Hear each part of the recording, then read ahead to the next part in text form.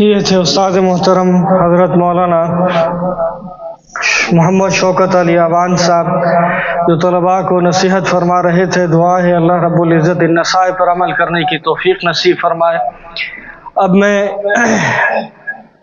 تمام معزز مہمانان گرامی کا شکریہ ادا کرنے کے لیے ناظم اعلیٰ جامعہ حاضہ حضرت مولانا محمد عمیر نواز عثمانی صاحب کی خدمت میں گزارش کروں گا کہ وہ تشریف لائیں اور تمام احباب کا سب کی طرف سے شکریہ ادا کریں۔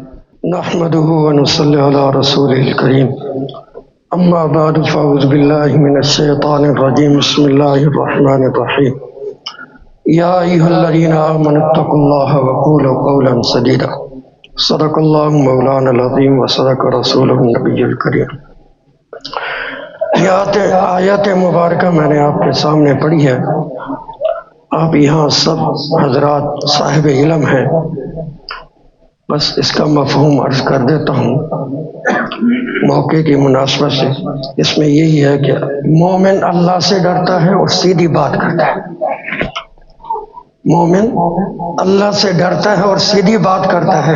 جب یہ دو کام مومن کر لیتا ہے تو اللہ تعالیٰ فرماتے ہیں یغفر لکم ذنوبکم۔ اس لیے جیسے اساتذہ فرما رہے تھے، آج کل جو ہمارے اندر کمی ہے وہ یہی ہے کہ ہم طالب علم ساتھی تکرار میں کمی کرتے ہیں، پڑھائی میں کمی کرتے ہیں، آداب میں کمی کرتے ہیں، درس گاہ کے آداب چاہے اساتذہ کے آداب ہو، یہ ساری ہمارے اندر کمیاں پائی جاتی ہیں۔ بہرحال ہمارا میں تو شکریہ کے طور پر کھڑا ہوں تمام ساتھیوں کا، اساتذہ کا، جنہوں نے ہمارے اوپر شفقت فرمائی، اپنا قیمتی وقت نکالا۔ تمام حضرات کا میں شکریہ ادا کرتا ہوں، اور حضرت استاد محترم جنہوں نے ہمیں یہ موقع دیا ہوا ہے یہ کام کرنے کے، سب سے پہلے میں ان کا احسان مند ہوں۔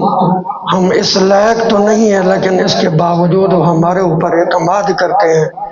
ہم پھر بھی بس کچھ نہ کچھ دین کے ساتھ لگے ہوئے ہیں، لیکن صرف یہی بات ہے کہ ان کے ہاتھ جب اللہ کے سامنے اٹھائے ہوتے ہیں، جب وہ منظر ہم دیکھتے ہیں، وہی ہاتھ ان کے ہمیں دنیا میں گھما پھرا رہے ہیں۔ باقی ہمارے پلے کچھ بھی نہیں ہے، بس یہی ہے ہمارے پاس، ان اساتذہ کی دعائیں ہیں، باقی کچھ نہیں ہے۔ اللہ تعالیٰ مجھ کو اور آپ تمام ساتھیوں کو نیکی کرنے کی توفیق عطا فرمائے۔